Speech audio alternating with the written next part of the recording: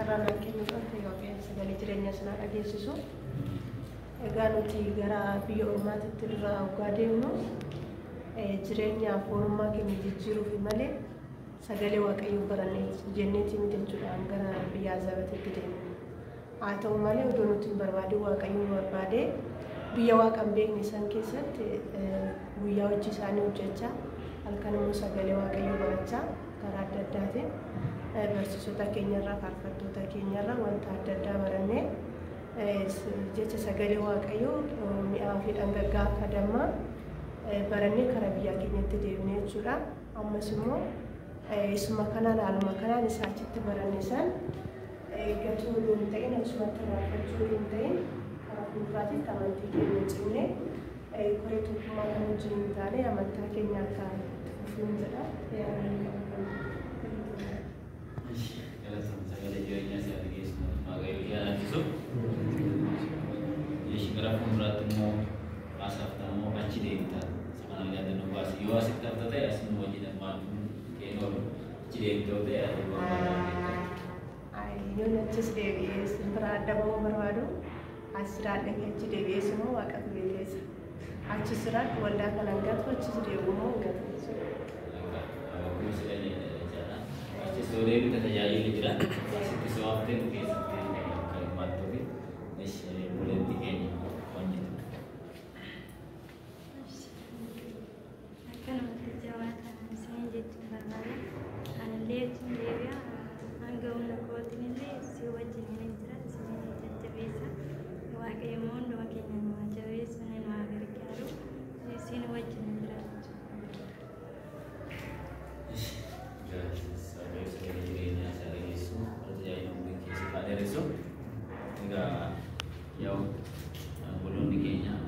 isaan kana caalu.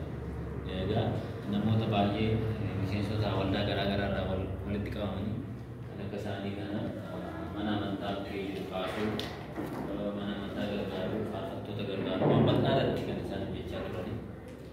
Agas kana hojjechaa turan jennee ta'u waan nuti bira dabaluu jiru kuma isaan achi kaasan bira jireenya foonummaa kan immoo ganamni waa hojjetu malee jiraatu sana jireenya isaanii fooyyessuuf gaafa achi deemanii kanatti immoo bukkeetti haala mijataa kan mijanne haala ulfaataadha. Isaantu argeecha iddoo san nama toluu danda'a, nama toluu dhiisuu danda'a, jireenyi nama gammachiisuu danda'a, nama gammachiisuu dhiisuu danda'a. Waan bal'aatu jiru. Ormaan ni jira, rakkoon ni jira. Abbaa kana lama kana fuula qulqulluu baay'ee tattaafame. Egaa waldaa tokkummaa amantaa Ortodoksii Tawaahidoo biiroo isaa seenuuf jenna jechuudha. Amma biiroon isaa kana fakkaata baneen jira amma.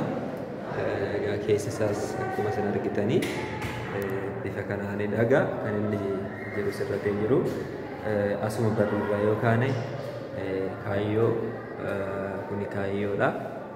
Kuni mul'ata isaati jechuudha. Akkuma isin asirratti argitanii kuni gareewwan jechuudha. Kuni gareewwanii garee tokkoffaan egaa isaan kanadha. Garee tokkoffaa jala warra jiranii garee lammaffaa irra warra jiran waldooleen garee lammaffaa irra jiran immoo akkuma isin argitan kunoo isaan kana waldooleen garee sadaffaa jala jiranii immoo isaan kanadha jechuudha. Akkuma isin argitan gareen arfaffaan immoo isaan kanadha jechuudha. Garee arfaffaan isaan kanadha. Garee shanaffaan akkuma isin argitan isaan kanadha jechuudha. Garee shanaffaan isaanii garee ja'affaan immoo asitti argamu jechuudha. Garee ja'affaan waldooleen garee ja'affaa jala jiran isaan kana. Garee torbaffaan waldooleen garee torbaffaa jala jiran kun akkuma isin argitan isaan kana. Garee saddeettaffaa jala warri jiran isaan kanadha jechuudha. Garee salgaffaa fi inni dhuma isa kana jechuudha. Waldooleen garee salgaffaa jala jiran immoo kunooti jechuudha. Bifa kanaan biiroo keessatti piriinti ta'ee galmaa'ee xumuramee bifa kanaan biiroon keessan kana fakkaata jechuudha. Kun akkuma isin argitan mul'ataaf kaayyoodha. Mul'ataaf kaayyoo waldaa kanaati jechuudha. Karaa alaatti yoo baanu alaanis bifa kanaanidha kan jiru. munisipaalitiidha. Alarraallee bifa kanaan gaafa laalanii waldaan keenya akkasitti jira jechuudha. Waldaan keenya bifa kanaan alarraas akkasitti mul'ata jechuudha. Bifa kanaan akkasitti mul'ata jechuudha. Poosteroonni muraasa asitti kan daballu ta'a. Kanaaf kana fakkaata jechuudha. Alarraan bifa kanaan irraa olee argee waan barbaadellee bitachuudhaafis illee ni danda'a jechuudha. Kanaaf kunoodha wantoota hojjetamuu danda'an illee asirratti poosteraan ni daballa. Kanaaf alaanis kana fakkaata. Egaa biiroon keessan ta'a.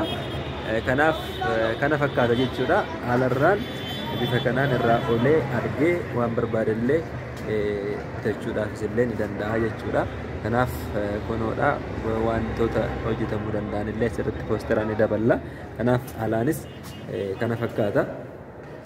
Egaa biiroon keessan biiroon waldaa tokkummaa kana fakkaata jechuudha. Tarapheessoon illee akkasuma kunooti waldaa isaa fakkaateetu faayameetii jira jechuudha.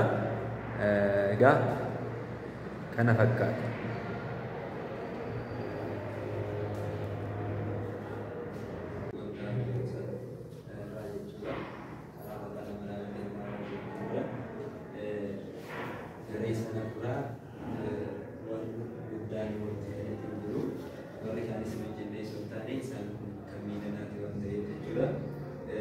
Jaras maqaan siniwama siniwaan kan gurgurtu jechuudha. Gaddisti walitti Gabri'eel qarshii 1,000 kan gurgurtu. Tamaarkos qarshii 2,000. Tamaareen qarshii 5,000. Tamaareen qarshii 1,000. Qarshii 1,000. Sillaasee qarshii 1,000.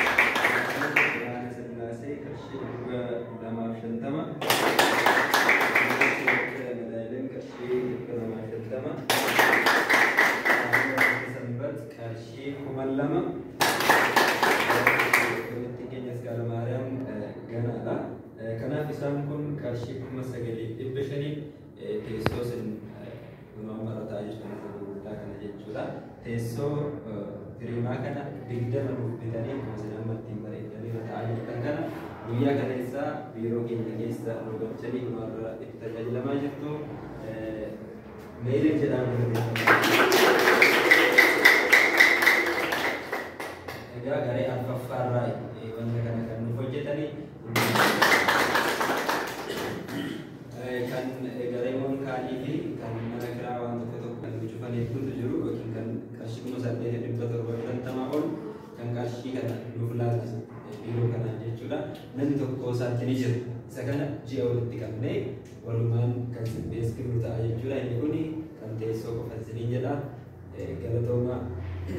Gaabaa nama gurguruu waaqayyo tokko amiin. Maatii waaqayyo kan isin jaalatu. Sinis waaqayyoon kan jaalattan biyya alaatti akkasumas deegaan itti argamtan keessa waaqayyo filatamuu turtanii kabayoon geessanii nabii galateeffamu nama waaqummaa isaa kan ta'e maqaan keenyaa baraan gabaraatti kan galatoomeef kan fayyadamu haa ta'u ishee gaafu walgahii keenya yaa'ii waldaa qoree tokkummaa biyya keessaa marsaa jaaffaa lubti keenya akka beeknu haala guyyaa irraa kanaan haala kanaan sagantaa keenya marii keenya xumurree jirra jechaadha. Haa ta'u taansee keessummaa qabna. Keessummaa yookaan miseensota keenya warra biyya alaa keessaa waldaa qulqulluu Mikaa'el garee jaaffaa qoree tokkummaa garee jaaffaa keessaa kuulii walatta maariyaamii fi waldaa dubaroo maariyaam garee lammaffaa konjeetti walitti hidhaan kan jedhaman guyyaa irraa kana nu gidduutti argamanii nutillee baga nagaan dhuftan jennee ni irra jechaadha. Egaa kanatti taasisuudhaan kennaa xiqqoo isaan qabannee jira. Obboleettiin keenya garee jaaffaa yookaan waldaa Mikaa'el irraa kuulii walatta maariyaam kan jedhamtu kuulii walatta maariyaam kan jedhamtu as baatee kennaa qoree tokkummaa biyya keessatti baga nagaan dhuftanii ammas illee tajaajila gaarii isiniif haa ta'u kan jennuun kennaa qopheessinee fi jirras baatee nuuf fudhattee jira warri keenya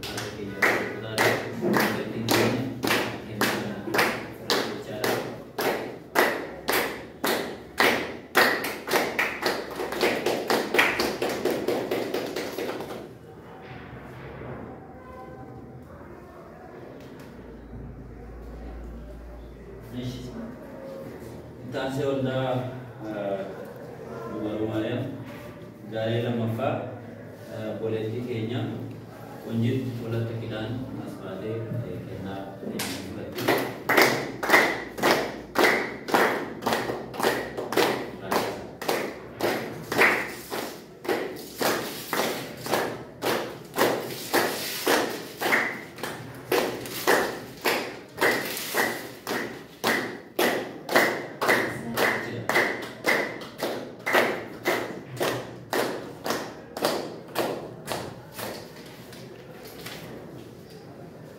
Ishee boloota keenya kanaani asittis dhiyoo kana kan ta'e sagantaa keenya waliin deddeebi'anii kan hirmaatan ta'a. Biyya alaattis kan deebi'an yoo ta'e immoo yaa'u akkuma kanaan duraatti waldaa kana keessatti tajaajila gahaa kennu jennee abdanne jechaadha.